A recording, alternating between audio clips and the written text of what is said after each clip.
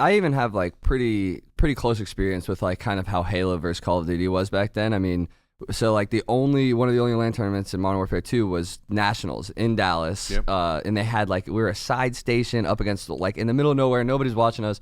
Halo had the main stage. StarCraft had this other side room.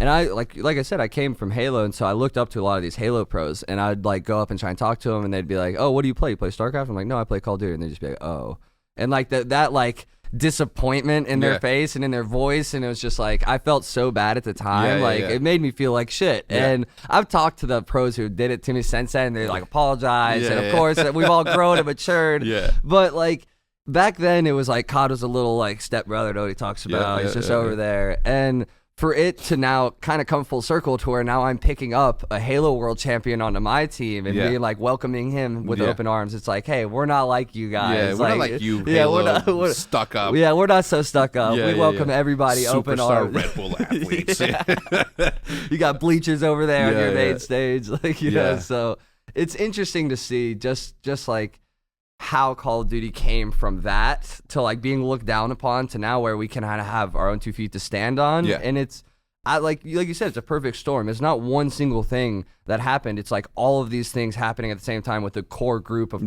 like competitive people and content creators just like pushing the hell out of it to the point where everybody's like, oh wait, this is kind of entertaining. And that's all we needed to do is show people it, be like, watch this, you'll have fun watching it. Yeah. You know? That's how I knew that we at Optic were gonna be successful. That's how I knew that Call of Duty was gonna be successful, because the storylines that we had didn't happen.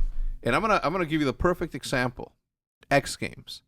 We fucking didn't win shit all year, and then some people throw so they don't have to play a certain fucking team, and then we end up winning anyway. You know what I'm saying? Like we could have won any other one, but we didn't. We won the one that was gonna be fucking covered by everyone, because it wasn't just Call of Duty audience. It was ESPN. It was like Fox Sports. It was the X Games. You know what I'm saying? That's how I knew. I'm like, storylines like these don't happen unless you write them in a story for a book or a movie. This shit doesn't happen.